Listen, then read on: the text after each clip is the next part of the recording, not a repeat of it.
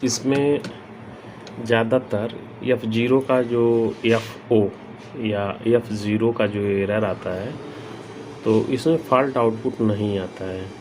ठीक है, तो मैं एक कोशिश करता हूँ आप लोग को दिखाने के लिए।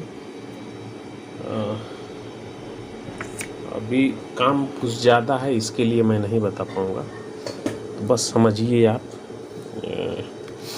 यहाँ पे जो इंटरनल ये रजिस्टर लगा होता है, ये वाला छोटा वाला, तो इसमें दूसरी वाली पॉइंट जो है ये ऐसे घूमते हुए यहाँ पे आती है इस जगह पे, और ये 10K से पुल अप रहता है, 10K रजिस्टर से पुल अप रहता है, और यहाँ पे 5 वोल्ट की सप्लाई रहती है, और यहाँ पे यही सप्लाई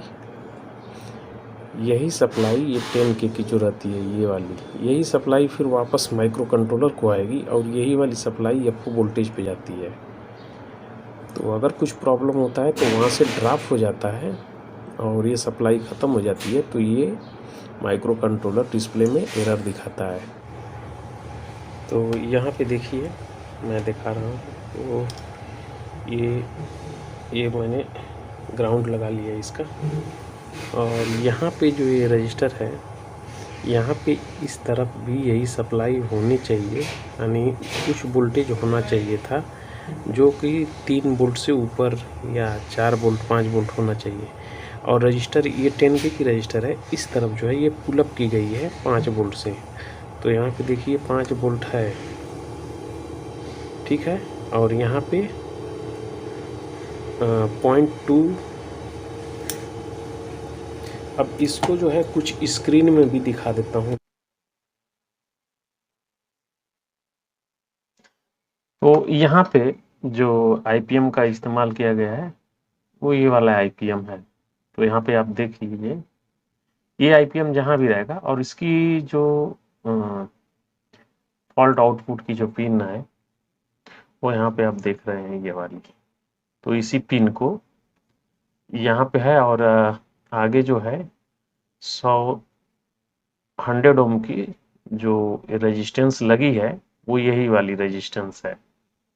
जहाँ भी ये IPM रहेगा वहाँ पे इस तरह की इसी IPM में नहीं, किसी भी IPM को आप देखेंगे तो वहाँ पे उस तरह की बनावट आपको रखनी, मतलब जो कंपनी है वो रखेगी ही रखेगी, क्योंकि इसी IPM की ये चलने की जो, या इसको सेफ रखने के लिए उसके अंदर जो बनावट है वो ऐसे ही है।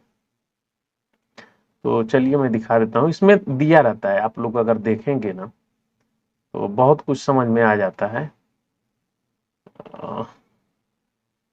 ये देखिए यहाँ पे जो दिख रहा है, अब देखिए, तो यहाँ पे 5 वोल्ट की लाइन है और 10 किलो ओम से ये अप की हुई है, और ये MCU है। तो ये वाली जो है 5 वोल्ट की सप्लाई इस पे है, यहाँ पे आती है, मतलब इस जगह पे, और ये वाला यहाँ पे जो रजिस्टर है आप इसे वो मान सकते हैं, या उसे यहाँ पे, तो अभी इस वाले में तो यहाँ पे लगा हुआ है 100 ओम्स की, ठीक है, यहाँ पे नहीं है ये वाला, तो ऐसे रहता है ये। और अगर जो, अच्छा एक चीज है कि इसमें वोल्टेज, मेन समस्या क्या होती है ना, जब भी हम समझते हैं तो हमें ये नहीं समझ में आता है कि इसमें से वोल्टेज निकलता है या वोल्टेज इसको देते हैं। समस्या ये रहती है कि हम लोग को यही नहीं समझ में आता है कि इसमें वोल्टेज देते हैं, या अगर कहूं कि नहीं इसमें से वोल्टेज निकलता है, या इसमें से वोल्टेज निकलता है। तो यहाँ पे थोड़ा सा कंफ्यूजन होती है, क्योंकि जब भी अगर हम सिर्फ इसके तरफ से देखेंगे तो हमारे समझ में आएगा कि यहाँ से वोल्टेज निकलता होगा या फिर इसमें वोल्टेज आता होगा। यहाँ देखेंगे तो वही समस्या रहती है, और कई बार कई लोगों ने पूछा है कि सर इसमें से वोल्टेज निकलता है कि इसमें वोल्टेज आता है। तो यहाँ पे अब अगर डायग्राम से आप देखते हैं तो आपको खुद मालूम पड़ जाएगा। एक्चुअली इसके अंदर जो, अभी मान लीजिए हम GND से अगर देखेंगे ग्राउंड से, चेक करेंगे तो इस वाले पिन पे जो रेजिस्टेंस होता है किलो में रहता है। ये मेरे समझ से 33 के मैं करीबी इसको मापा था, तो इतना मुझे ये यहाँ पे शो करता था, कभी इससे ऊपर भी। तो एक्चुअली इसके अंदर जो यहाँ पे है ये दिख रहा है, ठीक है, ये वाला इंटरनली जो बनावट है इसके अंदर से अगर कुछ भी प्रॉब्लम होता है तो ये एक्टिव हो जाएगा और ऐसे इसे जो है ड्रॉप करा देगा। तो जैसे ही ये ड्रॉप होगा तो ये सप्लाई बंद हो जाएगी, यानी यहाँ पे 0 हो जाएगा। तो जो 5 वोल्ट की सप्लाई एमसीयू को मिल रही थी ये बंद हो जाएगी, तो ये आगे का काम स्टॉप करा देगा। बस इतना ही इसका काम है। अगर ये ओपन हो जाता है तो भी समस्या होगी। तो यही सब चेक करना होता है। तो यहाँ पे फिलहाल तो अपने को जो मिला वो रेजिस्टेंस की है प्रॉब्लम, और रेजिस्टेंस वही पैकेज वाला है, काम ज़्यादा है, तो इसके लिए मैं अभी वीडियो मेरी कम रहेगी क्योंकि लैपटॉप के और ये वाली सप्लाई को अभी वहाँ तक गई है, तो हमें इस पीसीबी को पूरा ओपन करना पड़ेगा। यानी इसकी जो हीटसिंक है, ये हीटसिंक, इसे निकालना पड़ेगा और यहाँ पे उस वोल्टेज को देखना पड़ेगा कि आखिर कारण क्या हुआ है कि जिसके वजह से ये नहीं है। तो इसे तो निकाल सकते नहीं हैं, इसके लिए पूरा निकालना पड़ेगा। तो मैं यहाँ से इसको कटिंग कर देता हूँ, ये वाले पॉइंट को, ठीक है। यहाँ से मैंने एक कटिंग करके ये वाला हिस्सा निकाल दिया, इसकी ज़रूरत नहीं है। अब हमें इसे रिमूव करना पड़ेगा, इस रजिस्टर को रिमूव करने के बाद फिर वोल्टेज यहाँ पे चेक करेंगे।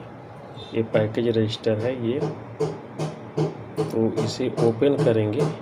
तो यहाँ पे आज मैंने इसको निकाला है, ठीक है, देख रहे हैं ना, निकाल दिया हूँ।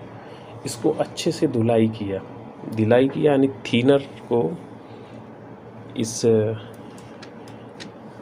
कपड़े में पहले इसको डाला, ठीक है, फिर ऐसे बंद किया और फिर यहाँ पे रख करके जैसे यहाँ पे है और थिनर इसमें डाल के अब पूरा ऐसे मैंने इसको घसा, इसलिए कि इसके ऊपर मॉइस्चर अगर आ जाता है तो भी होगा। और अभी यहाँ जगह मैंने बिल्कुल क्लीन किया, लेकिन अभी इसको मैं फिर थिनर से क्लीन करूँगा। उसके पीछे का कारण क्या रहता है कि इसके ऊपर जो ये प्लास्टिक की जो लेयर रहती है वह भी अगर मॉइस्चराइज या जैसे भी, क्योंकि इसकी पिने पास में है और डिजिटल में सबसे बड़ी खासियत यही होती है कि वोल्टेज का थोड़ा सा भी लीकेज अगर होगा ना तो डिजिटल सर्किट डिस्टर्ब होती है। तो अभी मैं इसे भी थिनर से साफ़ कर लेता हूँ और फिर मैं इसी को लगाऊंगा। तो यहाँ पे ये जो लगी हुई है, अब देखोगे ना तो ये वाली पिन 2 नंबर, ये 2 नंबर पे आई है, यानी 1 2, और इसके बीच में 100 ओम की रेजिस्टेंस होती है, जो कि इसको आप देखेंगे तो 101 है ना। तो ये सब रजिस्टर है ऐसे लाइन से, इसमें अगर जो कोई एक दूसरे से क्रॉस हो जाती है, अगर ये इसके साथ में कुछ रेजिस्टेंस बनाएगी तो समझ लीजिए कि नहीं चलेगा, फिर तो वोल्टेज ड्रॉप होगा।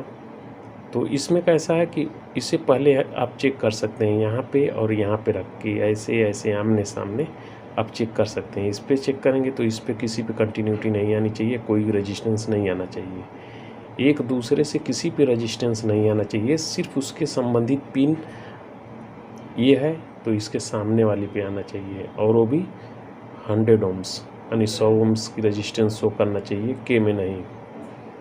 तो यहाँ पर मैंने चेक किया, ये बराबर दिखा रहा है, तो फिर मैं इससे लगा लेता हूँ और फिर वोल्टेज यहीं पे चेक करेंगे, इस वाले पॉइंट पे या इस वाले पे या आपो पे, ठीक है। तो यहाँ पे ये जो दिख रहा है ये मैंने क्लीन कर दिया इसको और वापस उसी को लगाया हूँ।